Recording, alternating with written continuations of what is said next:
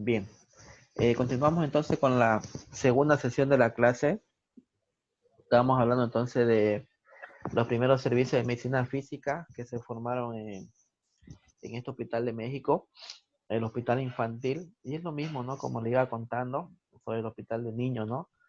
Comenzar a hacer ese trabajo, por ejemplo, con los neonatos que necesitan, obviamente, algún tipo de fisioterapia motriz, motora, respiratoria. Todo esto también lo va a indicar el médico, el médico especialista, no nosotros que vamos a ir y empezar a trabajar, ¿no? Muchas veces cuando trabajamos nosotros, por ejemplo, en los hospitales, nos basamos o no, siempre se rigen a normas, siempre leer la historia clínica. El cardiólogo, por ejemplo, en el área de cardiología, va a indicar la fisioterapia, pero no a todos los pacientes. No se olviden que en la sala de cardiología pueden haber 50 camas, entonces no todos los pacientes van a necesitar fisioterapia motora o terapia respiratoria. Entonces son algunos. Por ende, tenemos que aprender nosotros a leer la historia clínica o en cualquier sala, por ejemplo, de terapia intensiva. No todos los pacientes que están en terapia intensiva necesitan terapia motora o terapia respiratoria. Hay algunos pacientes que van a necesitar una técnica específica, otros otras técnicas. Por eso el tratamiento que se hace en terapia intensiva, quizás el tratamiento sean en algunos casos de 5 minutos, en otros casos 10 minutos. No se olviden que la fisioterapia, señorita, jóvenes, no es cantidad, sino es calidad. Yo puedo tener, por ejemplo, una clínica privada y hacer, por ejemplo, una terapia respiratoria de 5 minutos y cobrar $20. O puedo tener otro paciente, por ejemplo, traumatológico con aplicaciones de equipo y también cobrarle $20, ¿no? Ustedes saben, por ejemplo, la Foyanini, donde hay un área de fisioterapia que es una clínica privada reconocida, tienen ellos sus precios, ¿sí? Nadie lo está mandando a la Foyanini que vayan a hacerse atender. Eh, la INCOR, por ejemplo, que tiene también un hospital reconocido, una clínica reconocida, que la sesión de fisioterapia te cobran $50 en la INCOR. Cualquier tipo de terapia, sea terapia respiratoria, que a veces duran 3 minutos, 4 minutos, otro tipo de patología, por ejemplo, que duran 20 minutos de tratamiento, igual te van a cobrar $50. Entonces, eh, ¿es caro? Sí es caro, pero nadie te está mandando que vayas a la clínica. Y hoy en día, por ejemplo, el tema de los pacientes de COVID, que saben que ya los hospitales del municipio, de la gobernación, ya no hay campo, ya están sobresaturados. Y si siguen habiendo tantos pacientes críticos que necesitan de un respirador artificial, de un respirador pero mecánico, y si no hay campo, ¿dónde lo van a mandar estos pacientes? Van a tener que ir a las clínicas privadas. Y las clínicas privadas saben que cobran en terapia intensiva la noche arriba de 2.000 bolivianos, ¿sí? Eso fue lo que estaba escuchando, leyendo, por ejemplo, y es el médico. Es algo privado, no depende de ello del municipio porque hay que pagar sus médicos, enfermeras, terapista intensivo, fisioterapeuta. Quizás lleguen a abarcar hasta 3.000 bolivianos por día, que es bastante dinero, pero son cosas que se está dando, por ejemplo, ¿no? Continuemos. Bien, veamos ahora sobre son las limitaciones, ¿sí? Las limitaciones dificultan el desarrollo normal de las funciones básicas y de la vida diaria de la persona afectada, ¿sí? Eh, una persona, por ejemplo, que tiene una limitación, sean niños, sean personas adultas mayores, esto afecta el diario vivir, afectan en sus funciones, afectan en sus actividades, por ejemplo, en sus actividades de la vida diaria que tenemos nosotros, por ejemplo, como padres, como hijos, como esposos, de alguna manera se van a ir afectando. Y obviamente que el mismo entorno que te rodea se va a ver sometido a esta realidad. Entonces, nosotros tenemos que aprender a vivir con esto. La familia tiene que aprender a, a ser, por ejemplo, más tolerante en algunas cosas, en ayudarte, en colaborarte, porque quizás el trabajo no sea solamente del rehabilitador y del paciente, no, incluye bastante, incluye la familia, incluye tu barrio, tu comunidad, todo esto va a ir influyendo, ¿sí? Cuando hablamos de limitación, por ejemplo, esto puede ser reversible o permanente. Cuando hablamos de reversible, por ejemplo, quiere decir que va a mejorar en algún momento. O permanente quiere decir que te vas a quedar de por vida así. Hay algunos casos que algunas patologías, por ejemplo, pacientes cuadriplégicos, accidentes de tránsito, pacientes que no se pueden mover, aunque nosotros le hagamos terapia toda la vida, hay pacientes que se van a quedar así, con esa secuela permanente, pero hay casos sí irreversibles que nosotros lo vamos a poder ir mejorando cada día, ¿sí? El tema, por ejemplo, de la duración, pueden ser a corto plazo, pueden ser a largo plazo, como lo hemos ido viendo, pero la mayoría de estas limitaciones, procesos rehabilitador, siempre son a largo plazo, porque es un tratamiento lento que se hace, es una rehabilitación lenta, donde todos tienen que poner su granito de arena para poder rehabilitar a un paciente. Veamos la clasificación de las limitaciones.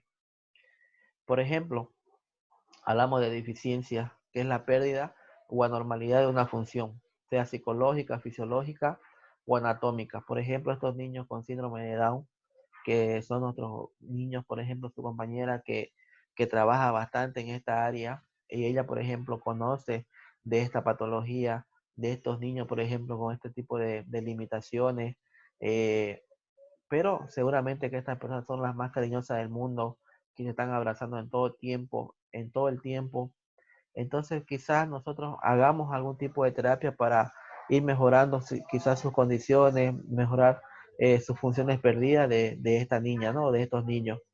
Cuando hablamos de discapacidad, nos referimos a la restricción o pérdida de la habilidad para desarrollar una acción o actividad en una forma considerada normal para la persona. Por ejemplo, vamos a encontrar diferentes tipos de discapacidad, discapacidades visuales, discapacidades auditivas, discapacidades motoras, que nosotros vamos a ir viendo mejorando con el paso del tiempo, ¿no? La minusvalía, por ejemplo, se refiere a las limitaciones que experimentan las personas con discapacidades, ¿no? Eh, Quizás nosotros el tema de los minusválidos, que siempre los vemos estas personas en sillas de ruedas, por ejemplo, eh, que no está adaptado, por ejemplo, el tema de las barreras arquitectónicas eh, aquí en Santa Cruz, por ejemplo, en otros países, en Chile, por ejemplo, que los micros saben que son más grandes, tienen paradas específicas en un lugar, no lo tomas el micro donde sea. Si no hay a estas personas o estos paraderos, por ejemplo, hay personas que están en silla de ruedas esperando que llegue su autobús para poder subir y tienen un lugar específico donde se van a acomodar. Aquí en Santa Cruz, por ejemplo, que no tenemos todo este acceso eh, del tema de la transitabilidad, por ejemplo, o hay bastantes personas con minusválidos, con sillas de ruedas, y quizás el tema de las barreras arquitectónicas de la ciudad no estén en las condiciones, por ejemplo, para que pueda transportarse una persona en silla de ruedas, a veces tiene que bajarse a la avenida con el riesgo de que un micro, un vehículo lo pueda pisar, por ejemplo, porque no hay el tema de la rampa, ese acceso, por ejemplo, o en la misma universidad, por ejemplo, en el centro que no tenemos una rampa para que una persona con discapacidad pueda subir y tenemos la carrera y queremos ser una de las mejores universidades, una de las mejores carreras, por ejemplo, de fisioterapia, pero hay algunas cosas que estamos fallando, ¿no? Quizás en algún momento todo esto llegue a mejorarse, porque quizás una persona en silla de ruedas quiera estudiar en la U. ¿Y cómo hacemos? ¿Cómo la subo al último piso? No tenemos ascensor, es algo complicado, ¿no?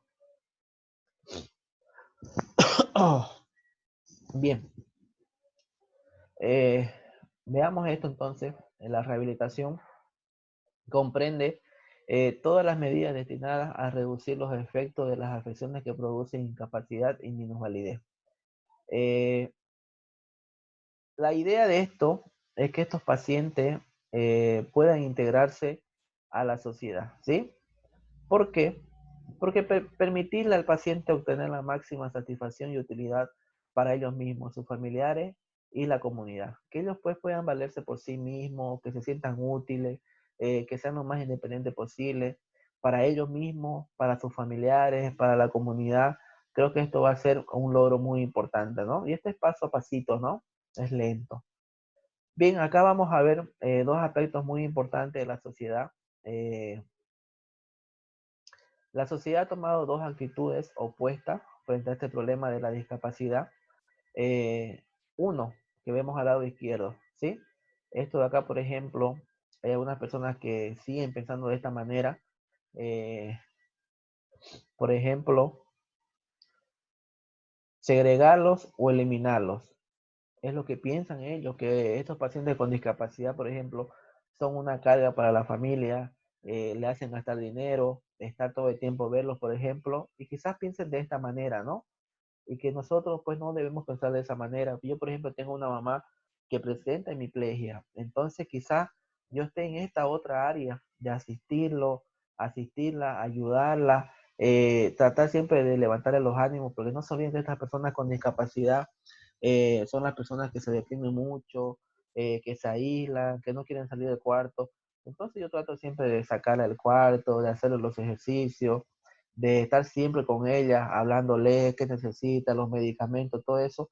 Y creo que es algo, un pilar muy importante, porque quizás somos dos en mi casa, por ejemplo, mi hermana y yo, y quizás mi hermana, que no se apega mucho o a veces no colabora, por ejemplo, pero ya es decisión de ella, yo tampoco la puedo obligar, pero yo estoy que está siempre continuamente, por ejemplo, con este tema de la cuarentena, que estamos ahora metidos, por ejemplo, aquí en casa y estamos siempre, yo, por ejemplo, cuidándola mucho a ella, y mi papá, por ejemplo, igual que ya está yendo a trabajar, pero también él llega y está siempre pendiente de ella, o en las noches, o estamos pendientes, por ejemplo, de ella. Y es así, tenemos que estar pendientes. El tema de la motivación, esto es muy importante.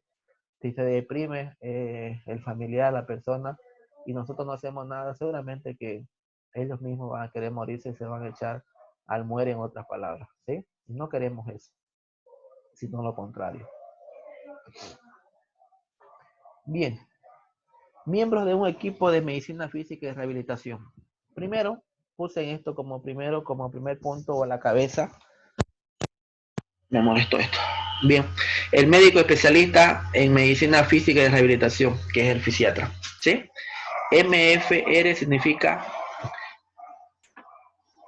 medicina física y rehabilitación. Entonces, el fisiatra evalúa el estado médico y funcional, asistencia sanitaria, tratamiento y coordinación, ¿sí? Quizás yo más lo veo como un minutito me dan, porfa.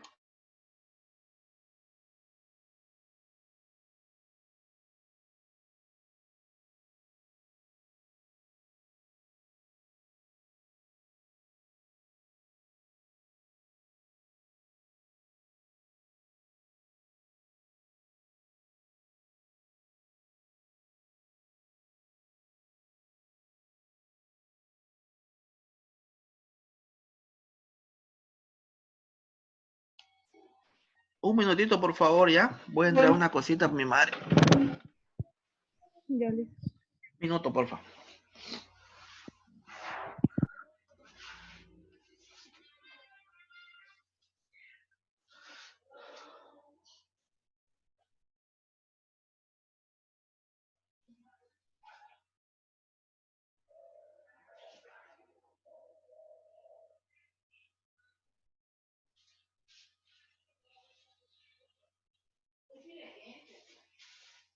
Está afuera.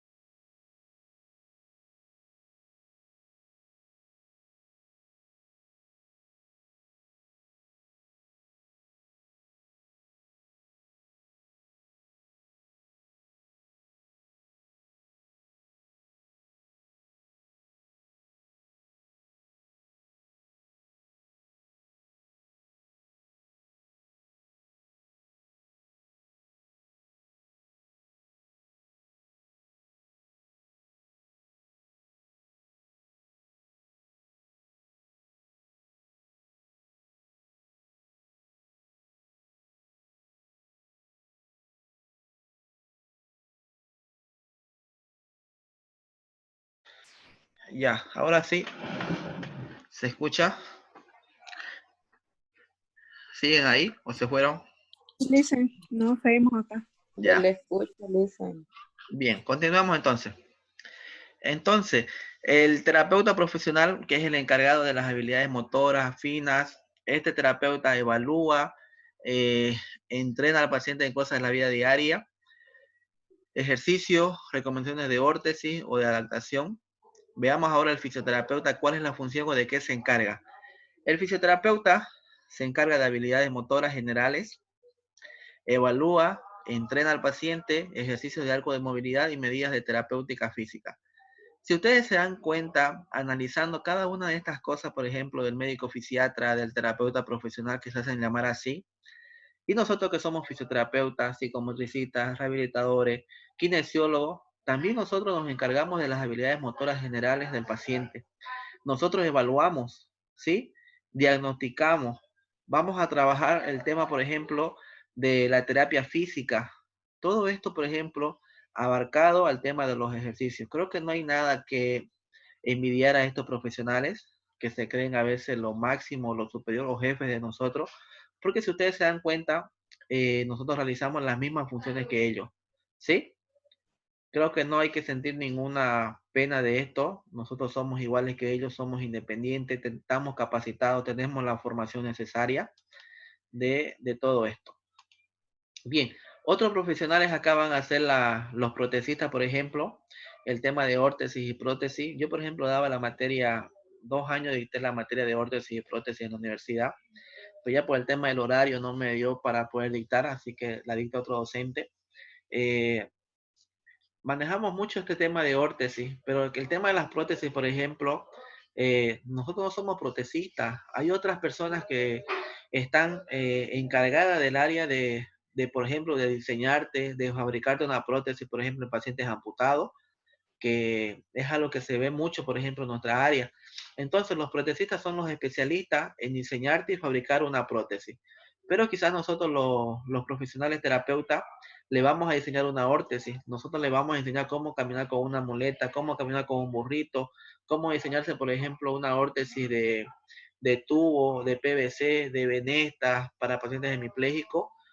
Todo este tema de órtesis, sí, nosotros lo manejamos, pero ya el tema de las prótesis, de diseñarle, por ejemplo, una prótesis a un paciente amputado, de fabricarle, creo que no lo vamos a hacer. Pero estos protecistas, por ejemplo, que hay muy pocos acá en Santa Cruz, ganan muy bien, ¿sí? El psicólogo, que es otro profesional que va a estar también a cargo de trabajar con un paciente con limitaciones o con discapacidad, que va a valorar, por ejemplo, el funcionamiento emocional del paciente, que siempre tiene que estar motivándolo, decirle por qué tiene que seguir viviendo, por qué tiene que luchar por su familia, por sus hijos. Creo que ese aspecto emocional, espiritual es muy importante, ¿no? Ludoterapeuta, por ejemplo, este evalúa el interés y habilidad del paciente, incorpora actividades para el tiempo de ocio. Quizás este ludoterapeuta más que todo se dedique a las terapias ocupacionales, las terapias recreativas, por ejemplo.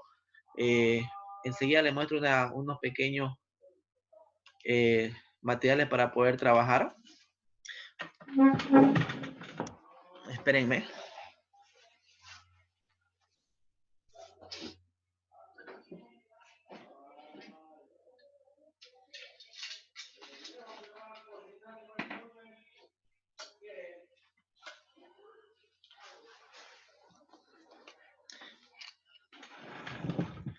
Bien, no sé si observan, por ejemplo, algunos materiales para la terapia recreativa, para la terapia ocupacional. Son algunos juegos que ustedes tienen en casa, por ejemplo, de sus niños, sus niñas. Sí, son pequeños jueguitos que tenemos en casa, por ejemplo, que trabajamos el tema de la motricidad fina, gruesa, con nuestro dedito, ¿no? Se observa, ¿no? Ya se lo va a trabajar de esta manera. Quizás una persona neurológica que tenga mucha dificultad, por ejemplo, en poder manipular sus manos, no lo vaya a hacer, ¿no? Pero trabajamos, ¿sí? Con estos materiales. Acá vemos otro tipo de material, más grande, por ejemplo, para poder trabajar, ¿sí? Este tipo de material. Acá vemos otro tipo de material, por ejemplo. que son cositas que tenemos en casa, por ejemplo, que son terapias o terapias ocupacionales, terapias recreativas, hacerle pintar a la persona, algunos juegos. Entonces son cosas que lo van a distraer y van a mejorar el tema, por ejemplo, de la motricidad fina o la motricidad gruesa. Bien. El trabajador social evalúa las formas de vida de un paciente. En todos los hospitales hay un trabajador social, ¿sí? Más que todo esta persona te va a categorizar donde estés trabajando, por ejemplo, en los pacientes, por ejemplo, en los hospitales de tercer nivel, en el Hospital San Juan de Dios, que te cobren lo mínimo, quizás 1.000 bolivianos, pero hay personas que no pueden pagar, no tienen las condiciones de poder pagar los 1.000 bolivianos. Entonces acá va a intervenir el trabajador social que va a ver todas las condiciones socioeconómicas, las condiciones en las que viví, y él te va a hacer o te va a hacer una categoría para que vos puedas pagar lo mínimo, quizás 200 pesos que puedes pagar, sí. Entonces, más que todo, el trabajador social se encarga de eso, ¿sí? Tenemos el logopeda o el logoterapeuta, por ejemplo, que este logoterapeuta evalúa el tema de la comunicación, el habla, la deglución, que para ser logoterapeuta, por ejemplo, y estar dentro de este área, eh, para ser especialista en la comunicación, en la educación, para enseñarle a hablar al paciente o algunas técnicas o algunas terapias importantes, hay que hacer la especialidad en logoterapia. No cualquiera, por ejemplo, hace terapias de la deglución, no cualquiera hace terapias, por ejemplo, del habla. Hay que ser especialista en esto. Bien. Aplicaciones de las técnicas. Dentro de las técnicas de la rehabilitación, vemos acá la termoterapia, la electroterapia, la crioterapia, son algunos aspectos que ya lo hemos ido viendo, eh, algunos temas anteriores, por ejemplo, la termoterapia, que hablamos de tratamiento a través del calor, por ejemplo, que es el aumento de la temperatura, ¿no? No provoca vasodilatación, analgesia. El tema, por ejemplo, de la electroterapia, que es el tratamiento a través de la corriente eléctrica. Hay diferentes equipos de electro, por ejemplo, equipos de baja frecuencia, de media o de mediana frecuencia, equipos grandes, equipos pequeños, ustedes que ya lo van a ir conociendo más adelante. El tema de la crioterapia, por ejemplo, que es el tratamiento a través del frío, que ya conocen ustedes los efectos fisiológicos, por ejemplo, de la vasoconstricción, de analgesia, antiinflamatorio. Pueden comprarse las bolsitas de Colpack, ¿no? O pueden colocar esta bolsa de gel en el congelador, o también lo pueden hacer con cubitos de hielo. Bien, para ir terminando, acá le dejo algunas fechas muy importantes, por ejemplo, el 3 de diciembre, que es el Día Internacional de las Personas con Discapacidad. Y acá vemos algunas personas con discapacidad, ¿no? Que seguramente se le van a presentar algunas limitaciones o limitantes, por ejemplo, pero ellos continúan su vida, ¿no? Estos son el tema de las prótesis que le digo, por ejemplo, que esta prótesis no la vamos a elaborar nosotros, sino el protecista. El 23 de marzo se recuerda también Día Mundial de la Rehabilitación, no solamente el Día del Mar. Y creo que nosotros deberíamos festejar esto, el Día Mundial de la Rehabilitación, porque ustedes van a ser las personas capacitadas en rehabilitar a una persona, ¿sí? Ustedes van a estar a la cabeza, ustedes van a estar a cargo, ustedes van a ser los principales responsables de que estas personas pues puedan salir adelante y lograr la máxima independencia posible. Ustedes van a estar siempre ahí, ¿sí? Miremos esta imagen, quizás lo hayan visto en un dibujito, pero nos dice algo muy importante, ¿no? La grandeza no reside en no haber caído nunca, sino en levantarse siempre. Y acá vemos un tipo de prótesis, ¿no? La cenicienta. Muchas veces los obstáculos, las limitantes siempre van a estar ahí, ¿no? Quizás vamos a caer y caer y caer, pero siempre levantémonos, sí, y sigamos adelante, siempre con ese objetivo, siempre con esas ganas de seguir creciendo, de ser mejores personas, de ser mejores profesionales, porque ya se lo he dicho siempre, hoy en día no basta ser los mejores profesionales, también esto va que seamos buenas personas. Y todo esto de ser buenas personas lo aprendemos en casa, cómo nos formaron nuestros padres, los principios, los valores, eh, los que nos fueron inculcando nuestro papá, por ejemplo. Como somos en casa, creo que debemos ser siempre y tratar de transmitir eso, ¿no? Bien, para terminar, el objetivo principal del tema del día de hoy es la manera de recuperación lo más completa posible de una persona. ¿sí? ¿Para qué? Para reintegrarse en una sociedad, tanto física y moral, ¿sí? Que estas personas que nosotros vemos acá, por ejemplo, con alguna limitación, que vemos en sillas de ruedas, vemos con un burrito, vemos con un bastón, con muleta, una persona con discapacidad visual que está o auditiva, por ejemplo, a toda una persona con prótesis. Entonces, todas estas personas van a trabajar con nosotros o nosotros vamos a trabajar con estas personas. Nosotros tenemos que adecuarnos a estas personas y tratar siempre de lograr la máxima independencia posible, que mejorar la calidad de vida de estas personas, que sean lo más independientes posible, reintegrarlo a la sociedad, que es lo que se quiere, ¿sí? Entonces, como objetivo que sea eso. Y nosotros quizás no lo vamos a lograr solos, lo vamos a lograr con un equipo interdisciplinario, con la familia, con la comunidad, con su entorno, quizás ir a casa, poder hablar con la familia, con las personas que están más cercanas, que no se descuiden del paciente, que estén pendientes, que lo estén mirando, que charlen, que vean una novela, que miren las noticias juntos. Creo que eso es muy importante para esta persona. Quizás la abuelita, por ejemplo, ya está viejita, no le tomamos mucha importancia, ¿no? Y no le hacemos caso. Y quizás queremos ya de una vez que descanse, quizás me va a aliviar la carga. No, no es así, jóvenes. Tratemos de ayudar con estas personas hasta lo último de su día, ¿sí? Bien, eso he querido mostrar el día de hoy.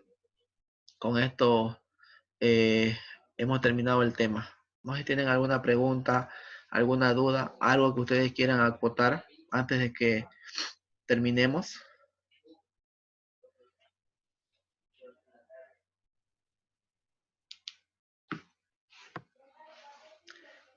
Señoritas, ¿podemos concluir entonces? Sí, Licen, está todo claro. El silencio me dice mucho de ustedes. Que La clase entendieron se entendió. o no entendieron, una de dos. Yo creo que sí, porque es un tema muy bonito, interesante. Eh, con las imágenes que hemos visto, hemos ido mostrando, creo que queda así más claro todo, ¿no? Sí, le dicen. Bien, muchas gracias. Hasta aquí nos vemos entonces el próximo fin de semana. Cuídense, vayan estudiando. Nos estaremos viendo el próximo fin de semana. Un abrazo. Bye bye. Hasta luego. Hasta Hasta luego, luego, Lisa. Licen. Hasta luego, Lisa. Hasta luego.